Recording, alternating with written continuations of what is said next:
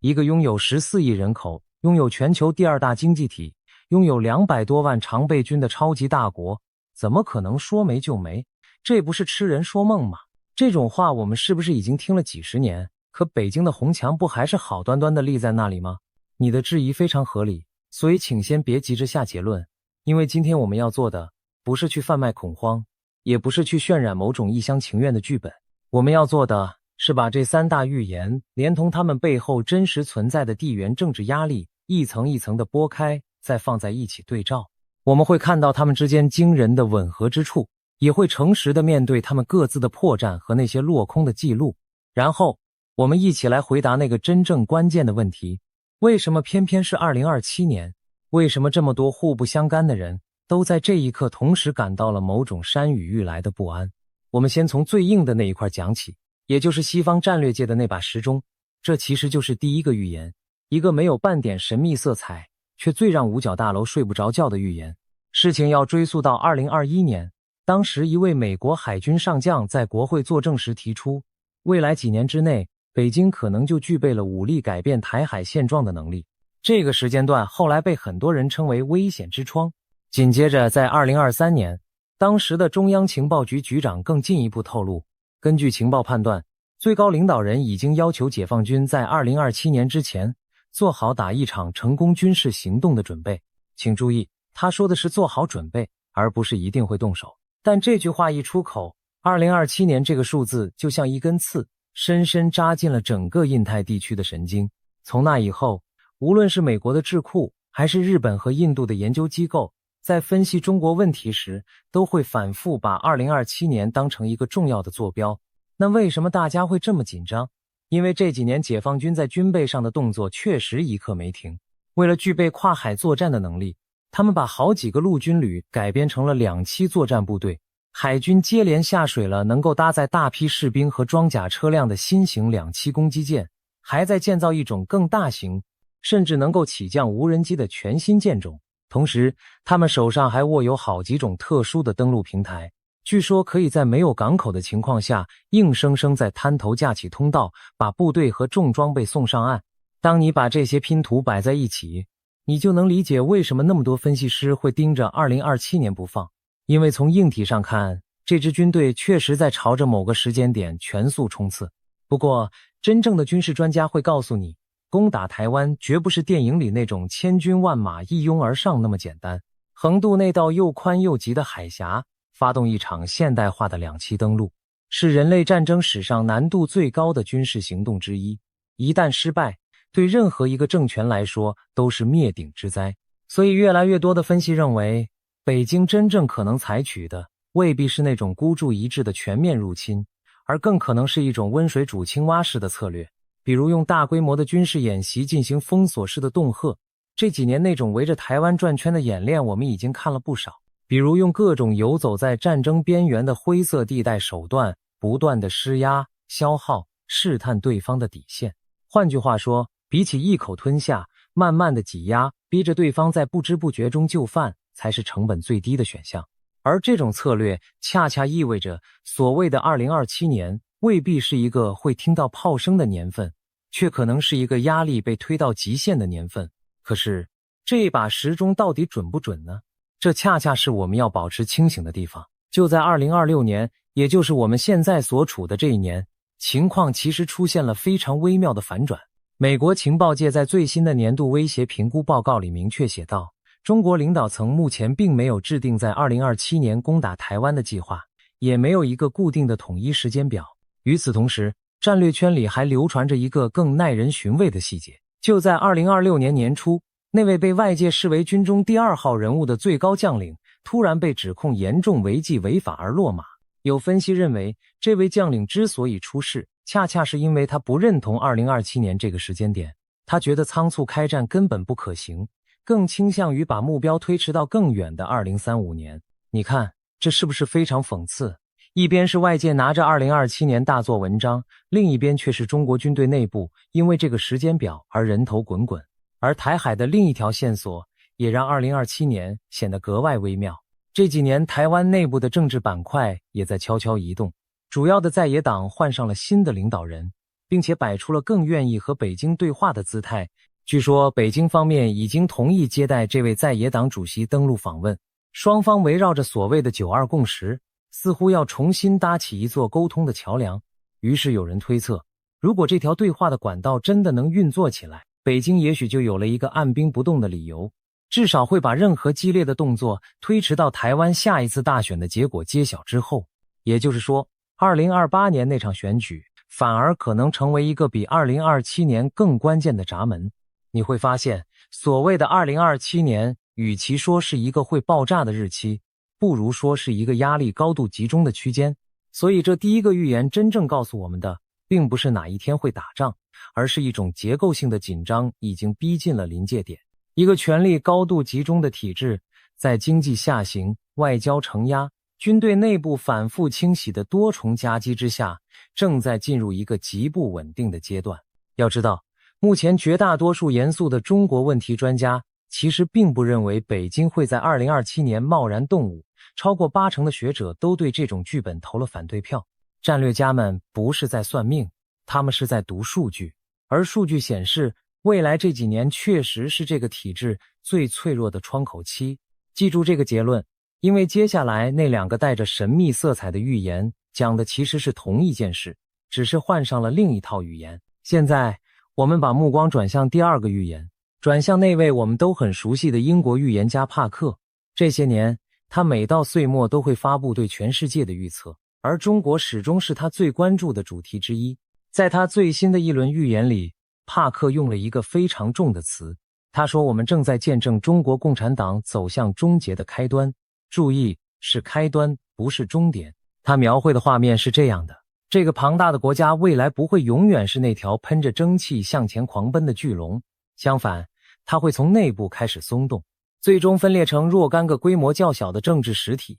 然後這些實體又會以一種鬆散的方式重新組合，形成一個由多個傾向民主的地區所構成的邦聯。要理解帕克為什麼會對中國做出這樣的判斷，我們得先看看他眼中的整個世界。在帕克最新的這套預言裡，他描繪的根本不是中國一家的巨變，而是一場席捲全球的大洗牌。他預言中東那個神權政權會在動盪中走向崩解，預言俄烏之間那場漫長的戰爭會逐漸走向某種了結，預言西方多個國家會經歷政治的混亂與經濟的劇烈震盪。在他看來，整個人類正站在一個舊週期結束、新週期開啟的巨大轉折點上，而中國作為這個舊秩序裡最龐大的一塊，自然也逃不過這場全球性的洗牌。把中國的命運放進這幅更大的圖景裡，你就會明白，帕克所謂的分裂與重組，在他的邏輯裡並不是孤立的詛咒，而是這場世界級變局中的一個環節。這個說法是不是聽起來很瘋狂？可如果你回顧帕克過去的軌跡，又會覺得沒那麼好笑。我们都記得，他曾經在許多人都不看好的時候，提前押中了英國脫歐，也押中了那場讓全世界跌破眼鏡的美國大選結果。當然，我們也必須誠實，帕克絕不是百發百中，他也有過明顯看走眼的時候。比如他曾預測某位美國總統會順利連任，結果完全相反。他還預測過某對英國王室夫婦會在某一年離婚，最後也根本沒有發生。批評他的人始終認為，所謂的神準不過是把那些模棱兩可的話，事後一條條對號入座罷了。這個批評，我們把它好好放在心上。但即便如此，帕克關於中國的這套分裂與邦聯的敘事，卻奇怪地和現實中的某些脈絡對上了。帕克說，這場巨變的引爆點會集中在幾個特定的地方，其中他點名最多的就是香港、蒙古以及和日本之間那片爭議不斷的海域。他還說，這場變革不會像當年中東那樣血流成河，但也絕不會是和平的茶話會。它會是一場由民眾自下而上發動的針對腐敗和特權的猛烈衝撞。他甚至有一個相當反直覺的判斷，他認為這場推動變革的力量最初未必來自那些向往西方的人，反而可能來自體制內部，那些真正相信早年理想、看不慣權貴腐化的老派人物。更有意思的是，帕克提到了一個歷史人物作為這場變革的精神源頭，那就是中華民國的締造者孫中山。據他說，孫家的後人曾經來找他的妻子做過解讀，而他始終感覺，未來那個取代舊體制的新模式會帶着孫中山的影子，是一種重新擁抱共和與民主的模式。帕克那個關於變革來自體制內部的判斷，其實非常值得我們細細品味。在我們的直覺裡，總以為推翻一個舊體制的，一定是那些站在他對立面的反抗者。可他卻說，最初點燃這把火的，可能恰恰是體制內部那些還保有理想的人。這個說法乍聽矛盾，細想卻有它的道理。回顧歷史，很多巨大的變革確實是從統治集團內部的分裂開始的。當一個體制腐化到一定的程度，當那些曾經真正相信過某種理想的老派人物，眼睜睜看着自己當年為之奮鬥的東西，被一群只懂得爭權奪利的後來者糟蹋殆盡時，他們心中的失望與憤怒，有時反而比外人更加猛烈。蘇聯最後那場改革，不正是由體制內最高層的人親手推動的嗎？所以帕克的這個預感，或許並不像表面看上去那麼天方夜譚。帕克對中國的預言其實還不止這些，他多年前就感應到，中國和俄羅斯雖然會走得很近，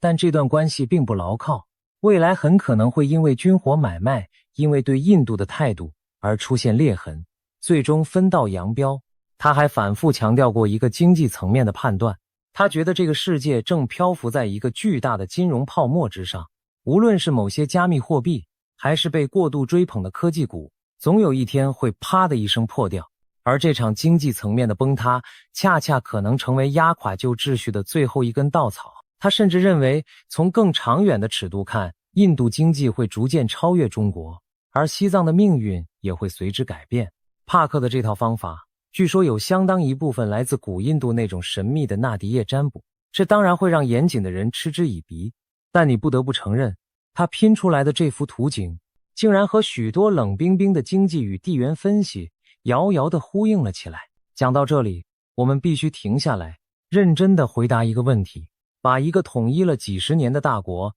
說成會分裂成一個邦聯，這到底是天馬行空的胡話，還是有歷史邏輯支撐的推演？答案可能會讓你意外，因為聯邦制這三個字對中國來說根本不是什麼舶來的新鮮玩意，它在這片土地上是有過真實血脈的。讓我們把時間拉回到100多年前，在清朝崩潰、軍閥割據的那個年代，中國的精英階層曾經非常認真地討論過一條和今天完全不同的道路，叫做聯省自治。當時的廣東有一位非常關鍵的人物陳炯明，他就是這條路線最堅定的旗手。陳炯明認為，與其用武力把全國強行捏成一個鐵板一塊的中央集權國家，不如讓各省先實現自我治理，制定自己的省縣，然後再像美國那樣由下而上的聯合成一個聯邦共和國。在他主政廣東的那幾年，他真的搞起了省議會，搞起了直接選舉，把廣東當成了一塊聯邦制的試驗田。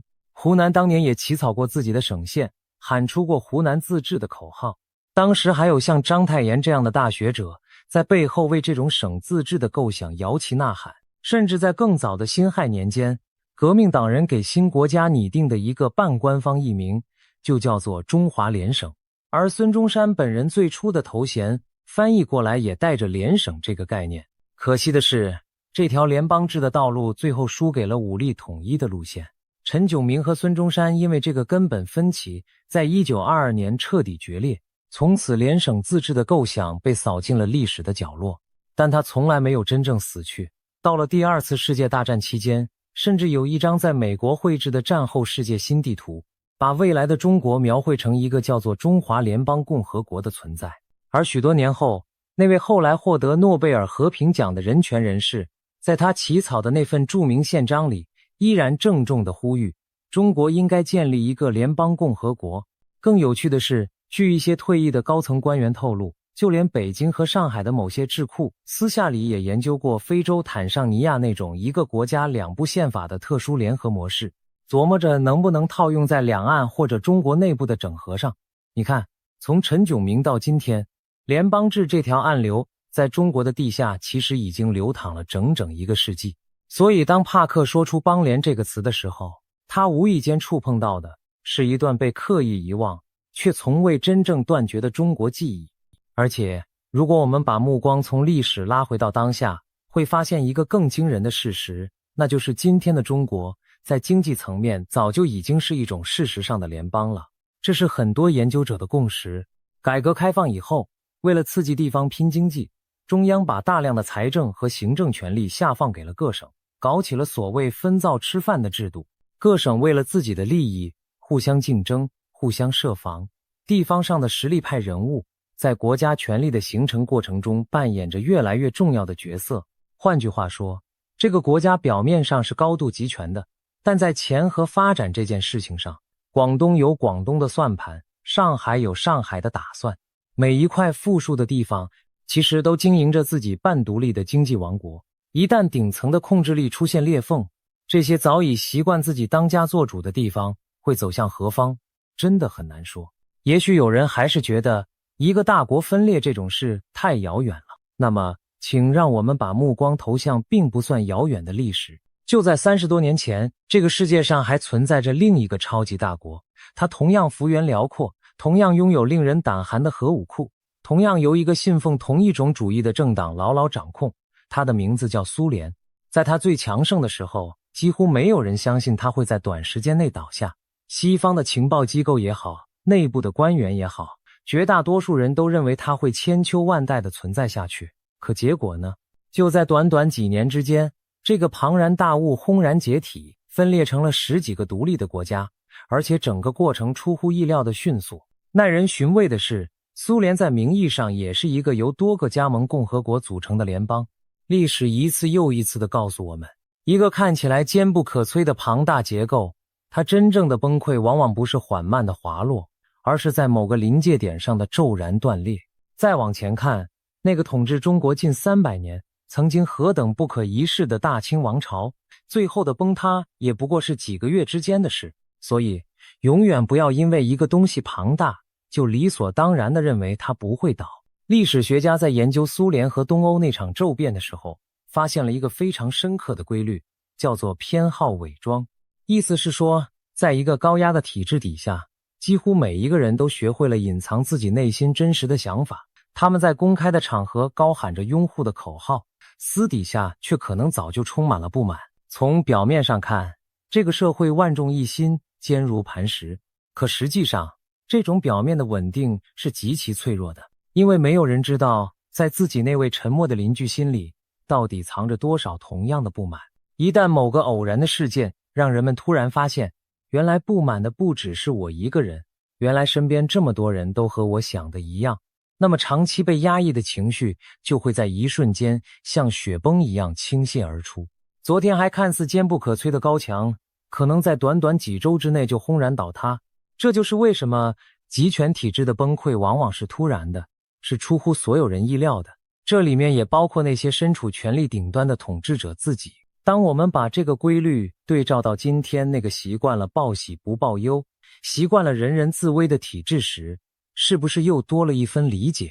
這就引出了那個讓很多人心跳加速的猜想：上海和廣東會不會在未來的某一天轉身朝向西方？這個猜想聽起來大膽，但它的底層邏輯其實非常樸素。我們想一想，在整個中國的版圖上，哪些地方和外部世界綁得最緊？毫無疑問，就是東部沿海這一條黃金海岸線。以上海為龍頭的長江三角洲，以廣州、深圳為核心的珠江三角洲，它們是中國對外貿易的2大引擎，是外資最密集的地方，也是這個國家和全球經濟血脈相連的2扇大門。這些沿海城市的繁榮，恰恰是建立在和西方做生意的基礎之上的。如果有一天他們被迫在僵化的內陸體制和開放的國際市場之間做選擇，誰也無法保證他們會毫不猶豫地選擇前者。而這條海岸線在歷史上本就有着一段特殊的記憶。100多年前，上海曾經有過租界，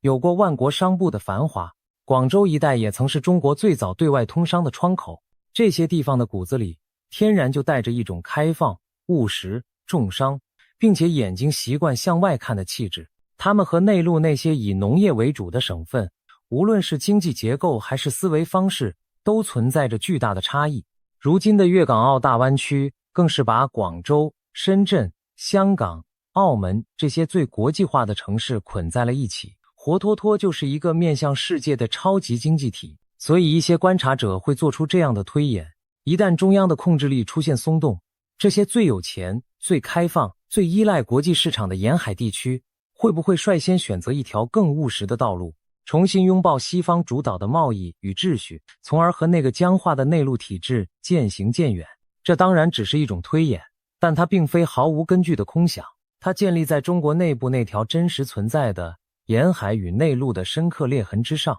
說完了上海和廣東，我們再回到帕克反覆點名的那個引爆點，香港。為什麼是香港？為什麼這座彈丸之地會被預言家視為整個變局的風向標？道理其實不難理解，在所有中國的城市裡，香港是制度上最特殊的那一個。它曾經擁有最接近西方的法治、最自由的資訊流通，以及最國際化的金融體系。香港就像是插在这個體制身上的一支溫度計，它的冷暖最先感應到整個系統的變化。預言中所說的香港獨立，與其把它理解成某種孤立的事件，不如把它放進那個更大的分裂與自治的劇本裡來看。如果一個高度集權的帝國真的開始從邊緣鬆動，那麼香港這個本就和母體有着不同基因的特殊存在，幾乎必然會成為第一個試圖重新定義自己命運的地方。它是這場大戲裡最敏感的那根弦，一旦崩斷，往往就意味着整首曲子要變調了。帕克點名的另外兩個引爆點，蒙古和中日之間那片爭議的海域，同樣藏着值得深思的地緣邏輯。先說蒙古，在中國遼闊的版圖上，廣袤的北方與西部邊疆居住着許多不同的民族，他們有着自己獨特的語言、文化與歷史記憶。一個高度集權的帝國，往往需要耗費巨大的力氣，才能維持对這些邊疆地區的牢固掌控。一旦中央的力量開始衰退，這些邊疆地帶在歷史上就常常是最先發生鬆動的地方。再說那片爭議的海域，東海與南海這幾年一直是大國博弈的火藥桶，任何一次擦槍走火都可能成為點燃更大衝突的引信。帕克的這幾個點名，乍看之下像是隨口而出，可只要你攤開地圖，對照着中國的民族分布與地緣格局，就會發現他們恰恰都落在了這個龐大帝國最脆弱、最容易出現裂痕的接縫之處。一個帝國的崩解，往往不是從堅固的核心開始，而是從這些遙遠而敏感的邊緣開始的。好，現在我們已經聊完了現代的戰略預言和帕克的西方預言，是時候請出我們今天最重磅的第三個預言了，那就是流淌在中華文明血液裡上千年的古老預言。其中最著名的當然就是推背圖。對於熟悉這個領域的朋友來說，推背圖這三個字本身就充滿了魔力。這本相傳由唐朝兩位高人所著的奇書，用一幅幅晦澀的圖像和讖語，預言了之後1000多年的王朝興替。而其中有那麼幾項，最近這些年被反覆地拿出來解讀，因為他們似乎精準地對應着當下中國的權力困局。我們先看那個被討論的最多的推背圖的第46項。這一項的宋詞裡描繪了一個極其驚悚的畫面，一個身上帶着弓的軍人在宮門之內潛伏着金箭，勇士從後門攻入帝王的宮殿。很多解讀者都認為，這分明就是在預言一場宮廷政變或者兵變，而發動者的名字可能就帶着一個弓字旁或者類似的偏旁。更耐人尋味的是讖詞裡那句“殺不用刀，萬人不死，一人難逃”，這似乎在暗示這場變局的矛頭最終會指向那個站在權力最頂端卻又無處可逃的孤家寡人。而真正點出結局的是推背圖的第53項，這裡面有4個字“順天休命”。這4個字幾乎成了整個預言的鑰匙。順天休命，意思是順應天意，去終結某個東西的命數。那麼要終結誰呢？解讀者普遍認為，要終結的就是那個紅色的政黨。有意思的是，這裡面藏着一個巨大的選擇題。第一種可能是當權者主動順應天意，和平地解散這個政党，開創一個全新的局面。如果走這條路，他會手握乾綱天下安，成為名垂青史的真命天子。第二種可能是他死死地抱住這個政黨不放，拼命保黨，結果把天下搞得民怨沸騰，最後自己和這個政黨被人一起終結了性命。換句話說，無論他怎麼選，這個政黨的命數似乎都已經注定要被休掉，區別只在於是體面的主動退場，還是慘烈的被動陪葬。如果你覺得這只是後人的牽強附會，那我們再看看推背圖裡另外幾項的解讀，你會更覺得脊背發涼。比如有人把第50項裡那個屬虎的王者對應到那位在2022年前後遭到清算的前任領導人身上，那一項還描繪了瘟疫過後白米堆滿倉庫卻不值錢，豺狼成群在街上遊蕩的詭異景象，被很多人拿来和前幾年那場大疫情之後的社會亂象相互印證。而最讓人津津樂道的是推背圖的第57項，它描繪了一個出生在吳越之地，也就是江浙一帶的奇人，用一種以水克火的古老方法發明出某種能讓所有现代武器甚至核武器都失效的東西，從此重陽之上偃旗息鼓，戰爭被強行按下了暫停鍵。這聽起來像不像科幻小說？可它就白紙黑字地寫在那本1000多年前的書裡。讓我們再往推背圖的細節裡走一步，你會發現這本書的結構本身就充滿玄機。全書一共60項，每一項都配着一幅圖、一首讖，還有一首頌，從唐朝一直排到所謂的世界大同。前面的幾十項早就被歷代的學者拿來和真實發生的歷史一一對照，從武則天稱帝到安史之亂，再到後來一次又一次的改朝換代，據說都對得嚴絲合縫。正因為前面那麼多項都應驗了，人們才會對排在後面，也就是對應着我們這個時代的那幾項，產生如此強烈的好奇與不安。如果前面的劇本都演對了，那麼輪到我們這一幕又會如何收場呢？而和推背圖齊名的，還有那首相傳由明朝開國軍師劉伯溫所作的燒餅歌。據說當年明太祖正在吃燒餅，劉伯溫掐指一算，就把往後幾百年的興衰娓娓道來。燒餅歌裡同樣有不少句子被後人解讀為直指當下這個時代的亂局與更替。把推背圖、燒餅歌、金陵塔、碑文這些不同朝代的預言並排放在一起，你會生出一種奇異的錯覺，仿佛一代又一代的智者隔着幾百上千年的時光，在反復地對着同一個未來的節點低聲耳語。這究竟是巧合，是後人的穿鑿附會，還是真有某種貫穿古今的天機？這個問題恐怕每個人心裡都會有自己的答案，而且絕不只有推背圖一本書這麼說。如果你把幾本最有名的中國古寓言擺在一起，會發現它們之間有一種令人毛骨悚然的呼應。金陵塔碑文相傳是劉伯溫所留，裡面有一句紅花開盡白花開，被解讀為紅色政權落幕，由一個姓名中帶白字的人來收場，後面還有一災換一災，一害換一害，這樣描繪清算與動盪的句子。諸葛武侯檄文裡那句白頭變作赤頭人，似乎也在描繪同一場血腥的清算與更迭。而它裡面那句水能克火，火無功，又奇妙地和推背圖第57項那個以水克火的奇人遙相呼應。還有黃檗禪師的詩被認為精準地數出了這個紅色王朝氣運的起落。不虛大師的預言詩更是直接提到了南京可能重新成為一個新政權的都城。佛家的武功經則用一套下元甲子的紀年方法，把所謂的大災難圈定在一段具體的年份之內，讓整件事更添了幾分宿命的色彩。甚至民間還流傳着一塊在貴州山區發現的巨石，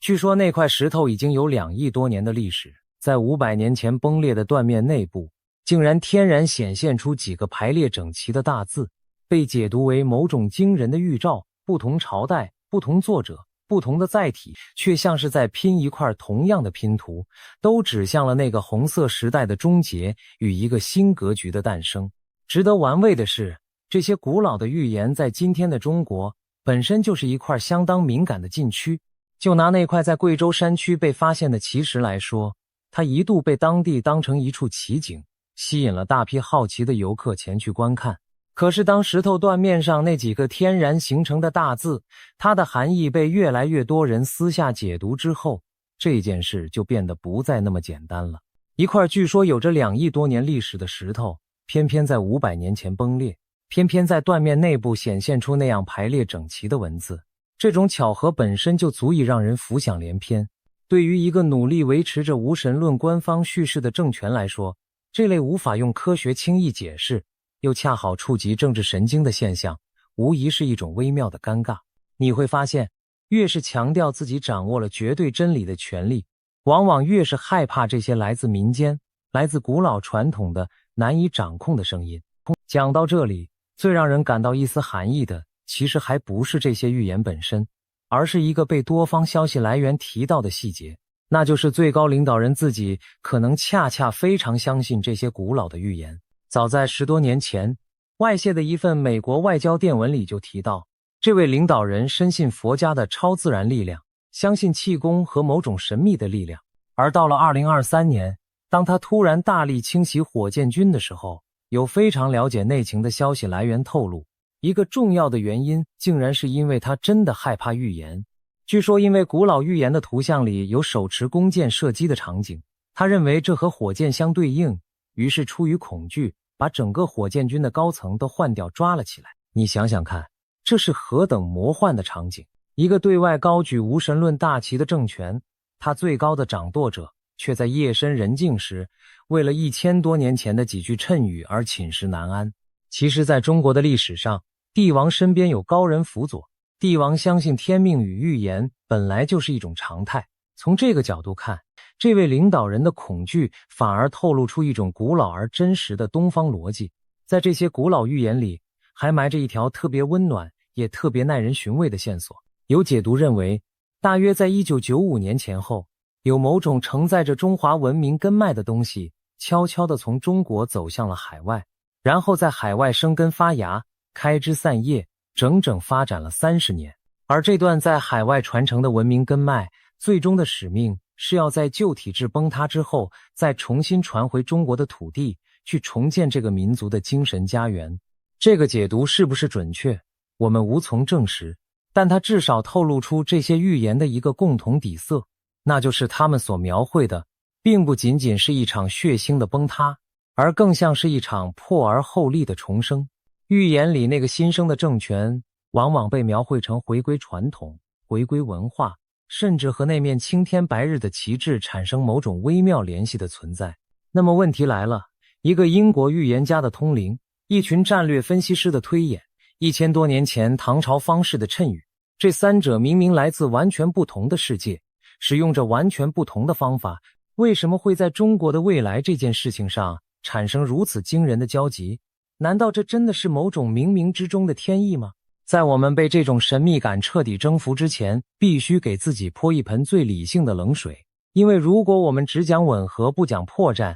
那我們就不是在探討，而是在傳教了。我們得老老實實地承認，所謂中國即將崩潰的論調，本身就有一段非常漫長而且屢屢落空的歷史。早在20多年前，就有知名的評論者出版過暢銷書，斷言中國這個體制撐不了幾年就會垮台。結果呢，1年又1年過去了，那堵紅牆不但沒倒，反而在很長一段時間裡越蓋越高。預測中國崩潰幾乎成了一門年年都有人做，卻又年年都落空的生意。每一次唱衰者都言之鑿鑿，每一次這個龐大的體制都用它驚人的韌性，讓那些預言變成了笑話。預言本身的可靠性更是要打上一個大大的問號。我們前面說過，帕克有他輝煌的命中記錄，但也有他尷尬的翻車時刻。批評者用幸存者偏差和事後解讀來解構他所謂的神準，這個質疑相當有力。而推背圖這類古預言，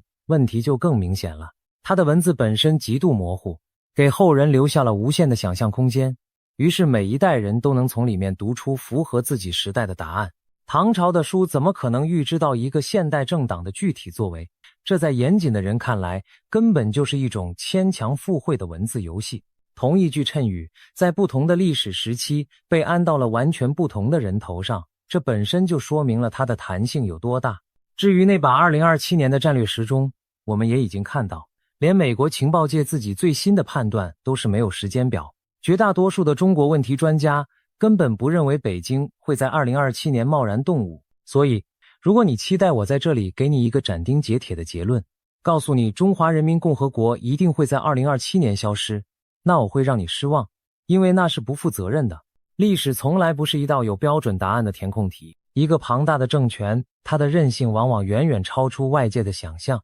它完全有可能在巨大的壓力下繼續維持下去，甚至找到新的方式自我修復。把任何一种劇本都當成板上釘釘的事實，無論是崩潰論還是穩定論，其實都是一種傲慢。但是講到這裡，一個更深刻的問題反而浮現了出來。如果這些預言的細節都不一定可靠，那為什麼偏偏是現在這麼多來自不同維度的目光會同時聚焦在中國身上？這背後會不會其實藏着一些誰都無法回避的真實的結構性壓力？我想，這才是這三大預言真正的價值所在。他們與其說是在預測未來，不如說更像是一面鏡子，照出了當下這個體制正在承受的真實重量。我們不妨把神秘的外衣脫掉，看看鏡子裡到底有些什麼。我們會看到一個正在快速老去的社会，曾經取之不盡的人口紅利正在迅速消退，新生兒越來越少，需要養老的人越來越多，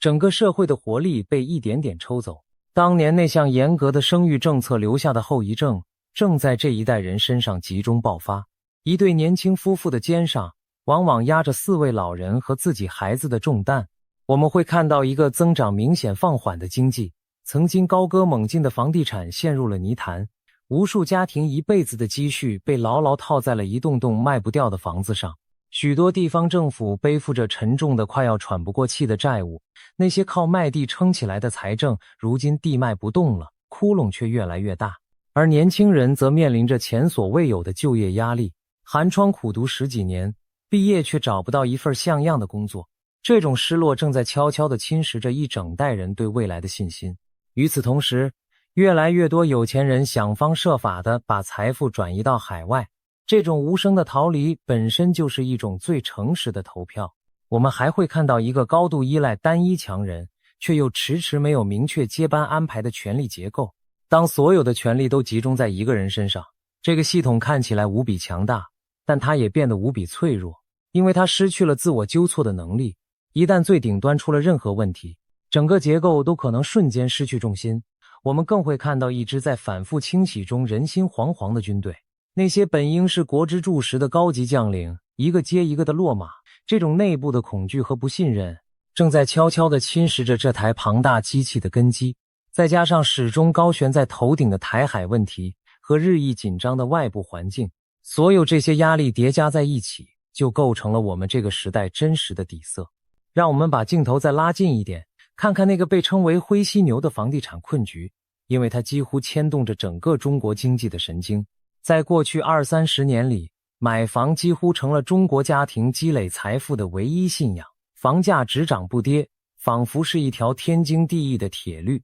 地方政府靠着把土地賣給開發商來獲得財政收入，開發商靠着借錢拿地蓋樓來賺取利潤，老百姓則掏空了6個錢包，背上幾十年的房貸，把畢生的積蓄都壓在了一套房子上。這條看似完美的鏈條是建立在一個前提之上的，那就是房價會永遠漲下去，新的人口會源源不斷地湧入城市。可是當人口開始萎縮，當年輕人越來越少，當大家對未來的收入失去信心的時候，這個击鼓傳花的遊戲就玩不下去了。於是我們看到一些大型房企接連爆雷，無數買了期房的家庭面對着一棟棟停工的爛尾樓欲哭無淚，地方政府賣地的收入急劇萎縮，可背上的債務卻像滾雪球一樣越滾越大。這個曾經拉動經濟高速增長的最強引擎，如今卻可能變成拖垮整個系統的最大隱患。預言裡那種山雨欲來的不安，在這些冰冷的經濟現實面前，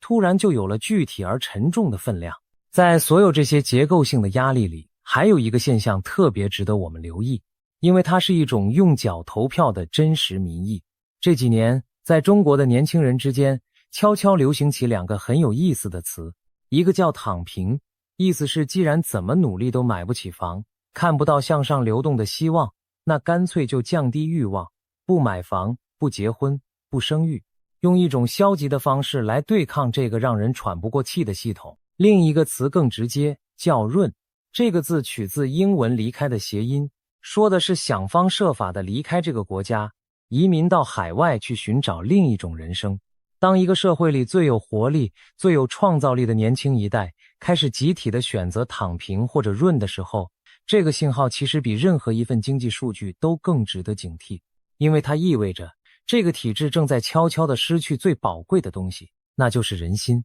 尤其是年輕人對未來的信心與盼望。一個國家可以暫時靠強力維持表面的穩定，但如果連自己的年輕人都不再相信明天會更好，那麼這種穩定的地基其實早就已經開始鬆動了。你看，當我們把這些真實的壓力一條條列出來的時候，是不是突然就理解了為什麼那位英國預言家會感應到分裂？為什麼戰略家會死死盯着2027年？為什麼連最高領導人自己都會對着古老的讖語心驚肉跳？因為他們從各自的角度感受到的其實是同一股正在不斷累積的能量。預言之所以能引起這麼多人的共鳴，並不是因為它有多神，而是因為它精準地說中了我們這個時代的集體不安。它是焦慮的回聲，而不是命運的判決書。那麼，假如這個體制真的走到了那一步，未來究竟會是什麼樣子？這裡其實有兩條截然不同的路。一條是預言裡反復描繪的那種慘烈劇本，舊秩序在動盪和衝突中崩塌，地方各自為政，沿海與內陸分道揚鑣，香港重新尋找自己的位置，整個過程伴隨着巨大的混亂與陣痛。另一條則是相對溫和的路，就像推背圖第53象暗示的那樣，當權者順應天意，主動鬆開緊握的拳頭，讓這個國家在某種聯邦或者邦聯的框架下平穩地完成一次脫胎換骨。歷史會選擇哪一條？沒有人能夠提前知道，這很可能取決於一連串我們此刻還無法預料的人心與抉擇。值得一提的是，幾乎所有這些古老的預言，在描繪完最黑暗的那一段之後，結尾處給出的往往都不是徹底的毀滅，而是一個浴火重生、重歸太平的新時代。那條相對溫和的道路究竟有沒有可能成真呢？如果我們順着推背圖第53象那個順天休命的提示往下想，會發現它描繪的其實是一種相當高明的政治智慧。歷史告訴我們，並不是所有的舊秩序都必須在血泊中結束。當年蔣經國在台灣就曾經在權力的頂峰主動解除了戒嚴，開放了黨禁與報禁，讓台灣相對平穩地走向了民主轉型，避開了一場可能的腥風血雨。南非的曼德拉與昔日的對手握手言和，也讓一個原本可能爆發種族內戰的國家走向了和解與新生。這些例子都在告訴我們，當權者在關鍵時刻的一念之間，往往能決定一個國家是走向毀滅還是走向重生。如果有那麼一天，掌握着最高權力的那個人真的能夠放下对一黨一姓的執念，順應人心與時代的潮流，主動地把這個龐大的國家引導向一種更鬆散、更包容、更能容納不同聲音的聯邦或者邦聯架構，那麼這片土地上的人民或許就能繞開預言裡那段最黑暗的劇情，直接迎來破而後立的新生。這聽起來像是一種奢望，可歷史上那些最偉大的轉折往往都始於一個看似不可能的念頭。那麼回到我們最初的那個問題，2027年到底會發生什麼？老實說，我不知道，沒有人真的知道。中華人民共和國也許會像過去無數次被預言的那樣，安然無恙地繼續走下去，也許真的會在某種我們意想不到的方式下，迎來一場深刻的轉型。它會不會走向某種聯邦或者邦聯？香港和那些沿海的城市會不會走出一條不同的路？這一切此刻都還只是寫在預言書和分析報告裡的問號。我們能夠確定的只有一件事，那就是我們正站在一個歷史的轉折點上，一個延續了幾十年的龐大結構，正在它的內部和外部同時承受着前所未有的張力。無論2027年最終是風平浪靜，還是驚濤駭浪，這個由人口、經濟、權力與信念交織而成的巨大棋局，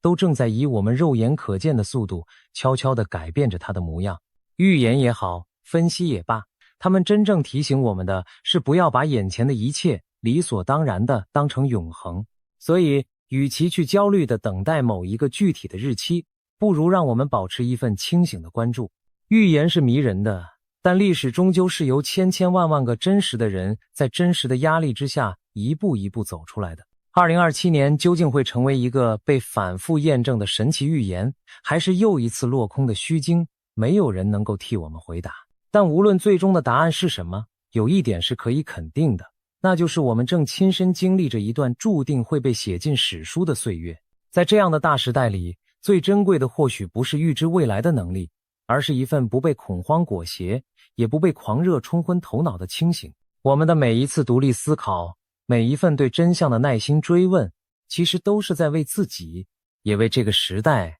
留下一點理性的微光。就讓我們一起睜大眼睛，靜靜地把這個大時代看下去吧。